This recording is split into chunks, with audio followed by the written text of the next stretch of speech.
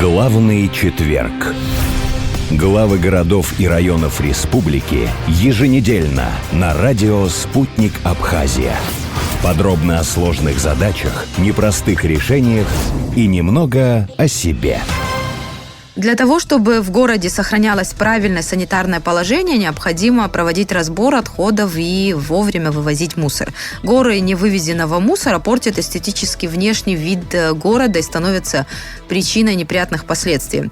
В Сухуме работы по облагораживанию столицы и за уборку Сухума отвечают муниципальное предприятие благоустройства. Сегодня в студии будем говорить с начальником муниципального предприятия Саидом Курипа о том, как справляются коммунальщики в столице со своей работой. Приветствую в студии «Радио Спутник». Добрый день. Начать, наверное, хочется с вопроса о том, как вы справляетесь с уборкой города. И вот сезон позади, как прошла работа, как вы с этой работой справлялись? В наши обязанности входит уборка мусора, зеленое хозяйство и горсвет. Мы сегодня говорим о проблемах, связанных с мусором. И могу сказать, что у нас сезон недавно прошел, летний, с увеличением людей в городе. Это гости столицы, отдыхающие. В летний период времени у нас объем мусора увеличивается во много раз. То есть ваша нагрузка тоже увеличивается? Да, конечно. Как вы с этим справляетесь, вот с такой нагрузкой? Летом увеличивается? Увеличиваете ли количество работников, которые работают летом?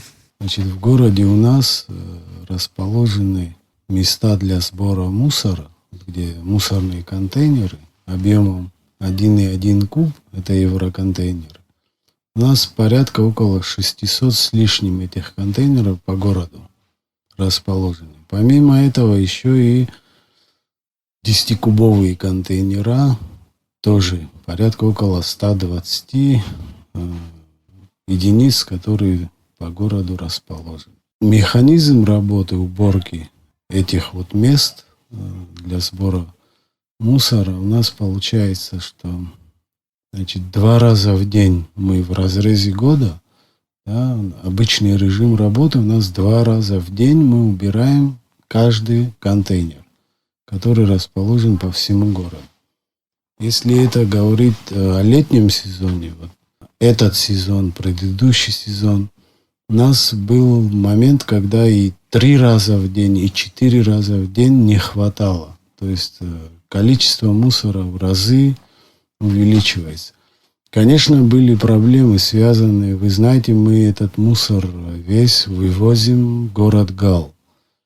То есть ежедневно машины отвозят туда для его дальнейшей утилизации. Конечно, связанные с техникой, с перебоями работа, это были такие моменты. Я заранее, пользуясь случаем, прошу прощения, какие-то у нас были моменты, когда мы не успевали вовремя, но тем не менее все свои обязанности по уборке этих, так или иначе, мы это осуществляли, выполняли. И могу сказать, что наши работники, если не убран мусор где-то, то они спокойно не сидят. Это ни днем, ни ночью.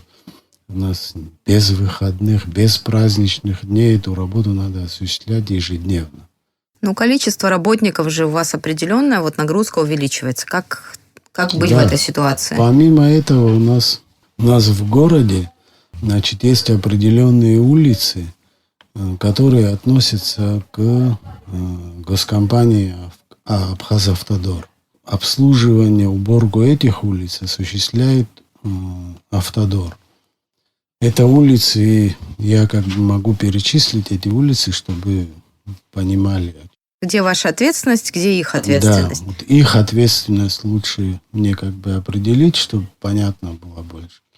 Это въезд в город со стороны с запада. То есть центральные трассы вы имеете в виду и дороги главные, которые проходят через столицу. Да, Лакоба. Это получается Эшба, улица, въезд в город.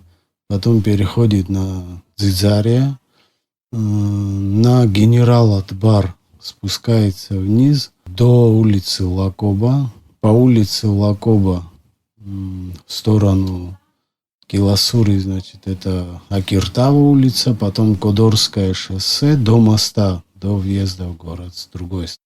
То есть вот где ответственность, ваша ответственность не распространяется на эти улицы? Да, потом возвращаемся оттуда, получается, значит, опять же, Кодорское шоссе, Акиртава, потом улица Ладария, которая переходит на улицу Ардзенба, до Абазинской. На Абазинской сворачиваем направо и до улицы Дзидзари. Вот эти улицы, уборку этих улиц осуществляет Автодор. Весь остальной город это осуществляет администрация города. А пляжи? Интересно узнать, вот кто отвечает за уборку пляжей. Как я понимаю, это ваша организация. Да. Вообще, как вы знаете, очень много территорий пляжа находится в частных руках. То есть это частные владельцы отрезка вот этой пляжной зоны.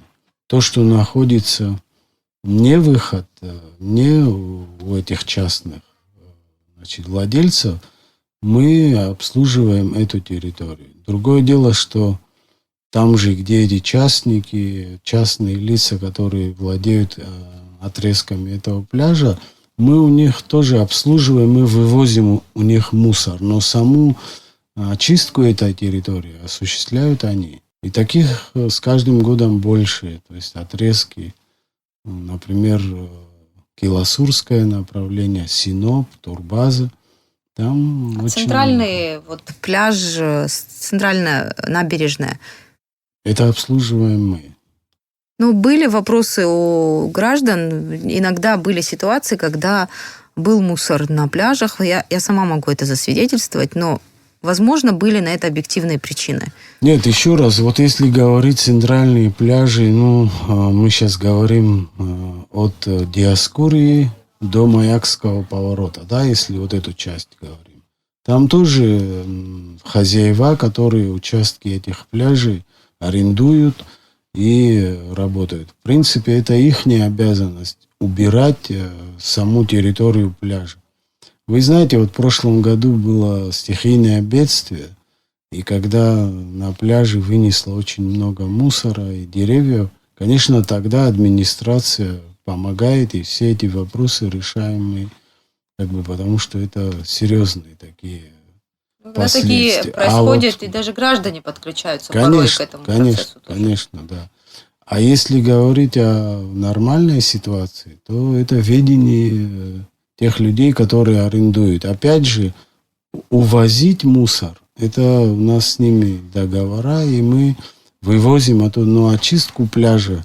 Да, это их ответственность, но администрация все-таки должна тоже следить и контролировать, обязывать. То есть это функции тоже администрации, несмотря на то, что арендуют эти пляжи частники. Конечно. А вот по поводу объема мусора летом, понятно, людей много приезжает. Но за последние годы вот что вы наблюдаете, насколько объем мусора увеличился? Во всех районах проблема. Люди больше потребляют, больше тары, больше предметов выбрасывают, больше бытовых отходов. Совершенно верно. Какие у вас данные? Сам мусор изменился, очень много отходов получается. На сегодняшний день количество мусора, оно в разрезе года можно говорить о том, что с города мы ежемесячно вывозим от 20 тысяч до 25 тысяч кубов каждый месяц. А было? Оно было чуть-чуть, может быть, немного меньше. То есть, надо говорить о том, что в день порядка около 600 кубов с города. В среднем выходит это так, в среднем. Но сейчас чуть больше. Чуть-чуть больше. Вот в этих пределах от 20 до 25 тысяч кубов в месяц это количество то, которое вывозится с города ежемесячно. И весь этот мусор мы, должны везти в ГАЛ и там утилизировать. Есть ли у вас информация, когда все-таки в Гулрыбском районе откроется свалка? Потому что по нашей информации в Галском районе уже переполнилось место, куда вы свозите. Нет, там еще есть возможности в Гале. По поводу Гулрыбской свалки, Я точную информацию не имею, но насколько мне известно, что это то ли конец года, то ли начало следующего года, вот что-то такое. То есть вот надеемся, что уже В скоро. ближайшее время. А удается ли вам как-то сортировать мусор, прессовать мусор, вот какую-то обработку, чтобы минимизировать объем, ущерб? Утилизация происходит способом, который был и до этого, то есть вырываются котлованы, туда засыпается мусор, и потом сверху засыпается грунт, и таким образом консервирует это. Пока это так. Но вот в Гулерибской свалке, насколько мне известно, планируется и сортировка какая-то. Но во многих странах, где есть переработка мусора, мусор является ценным материалом, что ли, сырьем ценным, которое стоит денег, из которого можно потом тоже извлекать прибыль. Вы думали о том, что как-то, может быть, какие-то материалы ценные из этого мусора извлекать, те же там металлы ценные или макулатуру на переработку. Даже были такие проекты, в Абхазии тоже пытались их реализовать. Вторсырье, это пластик как-то там перерабатывать, из этого что-то делать, трубы вот в Гудаутском районе, в Гагарском плитку. Но по качеству вроде не очень была эта плитка, как говорят потом те, кто эту плитку приобретал, но тем не менее есть возможность из этого что-то сделать. Были ли проекты, предложения, идеи, чтобы как-то сортировать этот мусор и извлекать, и город бы прибыль от этого мог бы получить? Вы знаете, если дойдет дело до того, что будет сортировка какая-то, наверное, встанут и эти вопросы тоже о переработке и так далее. Естественно, это во всем мире эти вещи, технологии используются. Наверное, они у нас будут, если откроется вот на таком уровне полигон, я думаю, будут рассматриваться такие варианты. Но пока предложений не было. Вот. Нет, у нас наша работа заключается в уборке территории и ее утилизации ТБО. Как таково, это вот коммерческие проекты, какие-то такие, они нас как бы не касаются. Просто вы могли быть в курсе. Да, я слышал, естественно, неоднократно, как и все мы слышали, что были какие-то предложения и так далее. Но, видимо, есть какие-то вопросы, которые не решаются. Это с той же логистикой этого всего процесса, как это, куда вывозить, где перерабатывать и так далее. Я думаю, что это перспектива такая, которая вот если этот полигон откроют, то это будет, наверное, рассматриваться. А вот часто вижу надписи на этих баках мусорных: строительный мусор не выбрасывать. То есть наши граждане, пренебрегая вот этими правилами, часто такие неудобства создают. Вот. Ну, вы знаете, уже меньше таких вот случаев. Было больше, когда у нас, в принципе, граждане, горожане, которые живут, да, в городе, в основном они выполняют эти моменты. Есть, конечно, исключения, но если написано на баках вот эти вот просьбы не бросать строительный мусор, в большей степени этого не делают. То есть нашим достаточно попросить, наклейку сделать. Ну вот разве мы такие законопослушные, вот что нас вот наклейка остановит, разве? Я не могу сказать, что в оплате за вывоз мусора у нас все хорошо в городе, но в плане поведения, культуры, связанной с мусором, с каждым годом все как бы лучше и лучше, люди нормально относятся, с пониманием относятся. Кстати, мы склонны всегда возмущаться, когда что-то где-то не так видим, что мусор не там валяется. Вот по оплате какие долги у населения? По оплате... Сколько процентов населения вообще? Потому что эта услуга стоит денег. Вы знаете, сегодняшний тариф, который есть, он как бы уже давно не менялся, этот тариф, хотя все остальные показатели, которые, из чего состоит этот тариф, все это увеличивается, вы знаете. Но оплата у населения, она недостаточно хорошая, сейчас процентом отношений маленькая, конечно. Люди не платят, к сожалению. То есть платежная дисциплина хромает серьезно. Да, хотелось бы желать лучшего. Ну вот от темы мусора немного отойдем, поговорить о внешнем, да, виде города, о парках хочется поговорить, да, у нас, слава богу, набережная в хорошем состоянии, ухоженная, приятная, не стыдно с гостями выйти на эту набережную. Но в центре города есть такие участки, ну, люди не знают, в чьем ведении они находятся, но мы видим прям такой оазис в плохом смысле слова, да, вот парк «Сказка» я сейчас вспомнила, где не горит свет, ночью ты идешь в темноте в кромешной, там лужи, в общем, в ужасном состоянии этот парк находится. Часто жители близлежащих домов, я, кстати, тоже там недалеко живу, но мы обращались и с письмами в том числе, но порядка в этом парке до сих пор нет. Как нам отвечали, что это в частном владении. Вы знаете, этот парк вообще очень интересный парк. Он отличается от других парков тем, что там очень много редких деревьев высажено и красивый, в хорошем месте находится. Он действительно находился в частных руках долгое время. Вот буквально недавно он перешел администрации города, этот парк ведения.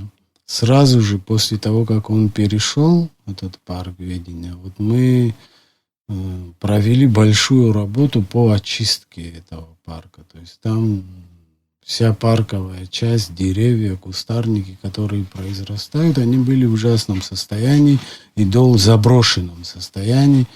Вот все это мы там провели большую работу по очистке этого парка, обрезке деревьев, удаление сухостоя и так далее. Все эти работы были проведены. Что касается и на сегодняшний день вот парковую часть, и касающиеся тех растений, которые там растут, мы за этим на сегодняшний день также и следим.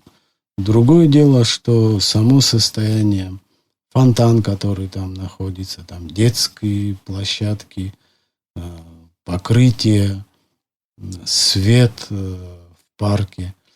Это все, насколько мне известно, готовится проект реконструкции этого парка. Вы, наверное, знаете, что его городские депутаты название его назвали в честь Тараса Мироновича Шамба. Вот. И связанная с этим всем вот, реконструкция планируется.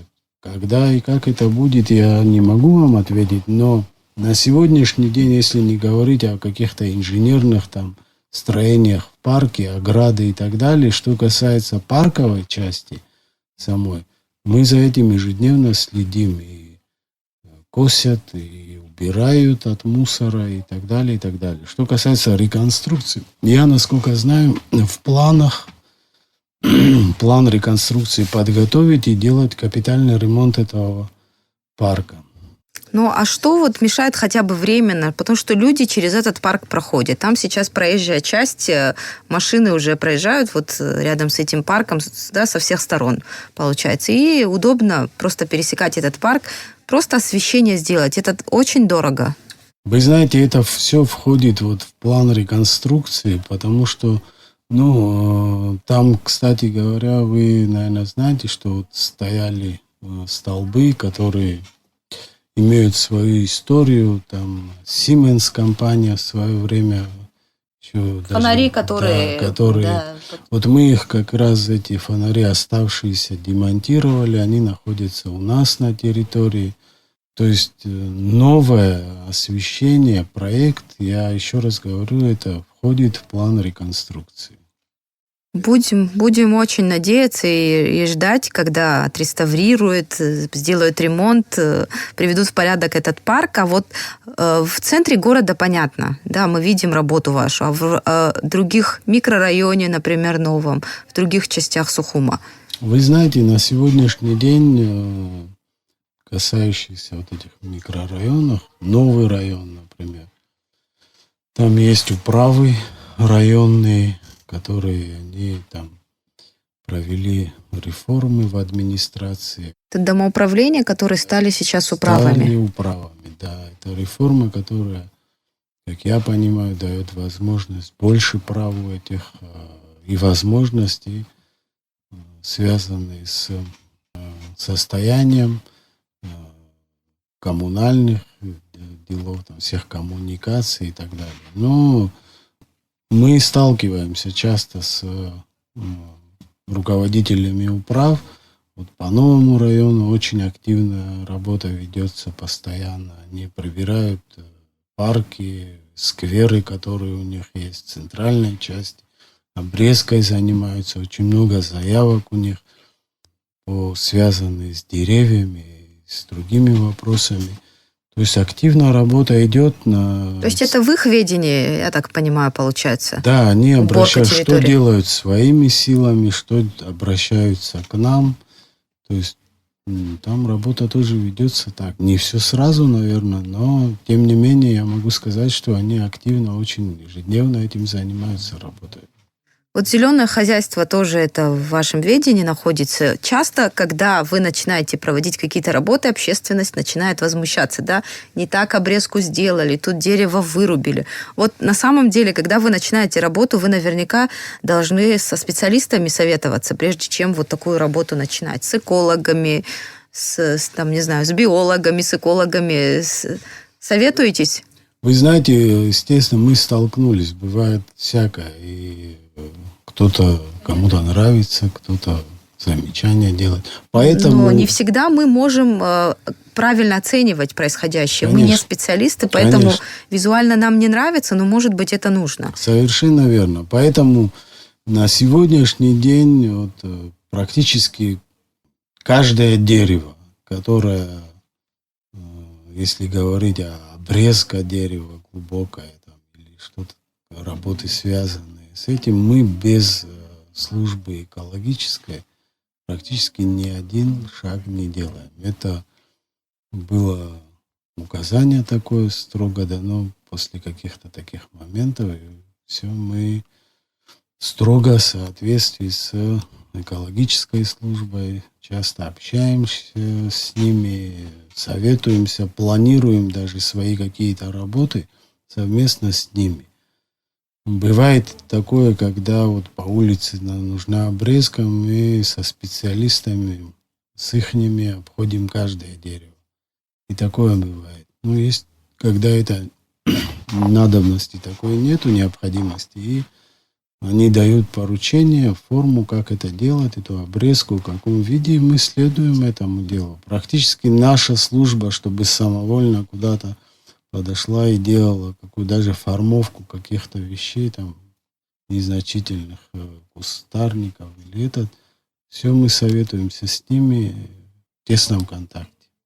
Ну вот бывают ситуации, когда, допустим, деревья экологи считают, что трогать нельзя, но мешает безопасности дорожного движения. Но посадили когда-то, когда там не было вот такого движения транспорта. Сейчас транспортная инфраструктура меняется, здания появляются, угроза жизни. Да? Вот как вы находите баланс? Экологи против, мешает безопасности. Такое Я тоже с такими бывает? не сталкивался вещами, чтобы не находили какое-то решение, да, потому что, есть необходимость какая-то, есть вещи аварийные на самом деле, очень много бывает таких вещей. Есть вещи, когда дерево много лет не подходили к нему, не обрабатывали, такие места в городе, которые мешают проезжей части, тротуарной части и так далее. То есть на сегодняшний день, что касается этих произрастающих деревьев, вы знаете, что за эти 2 года я могу сказать, что нами было посажено порядка около 300 с лишним деревьев в городе. Если даже дерево убирается, как на Абазинской улице, вы, наверное, знаете, да, там они мешали, ливневая канализация, эти деревья, камфорный лавр, который произрастал, он там создавал много проблем. Их убрали, эти деревья, но на место них посадили магнолии в этих всех местах. И такие работы происходят везде, а так, конечно, бывает. То есть нету такого недопонимания. Бывает, ГАИ обращается к нам, то есть там закрывает где-то знаки дорожные и так далее. Мы говорим это экологам, то есть нормальное взаимодействие. Я не видел, что... Спасибо вам, что пришли к нам в студию, ответили на наши вопросы. Вам спасибо. А я напомню, что это был начальник столичного муниципального предприятия благоустройства Саид Курипа. Говорили мы о работах по благоустройству столицы. Главный четверг. Главы городов и районов республики еженедельно на радио «Спутник Абхазия».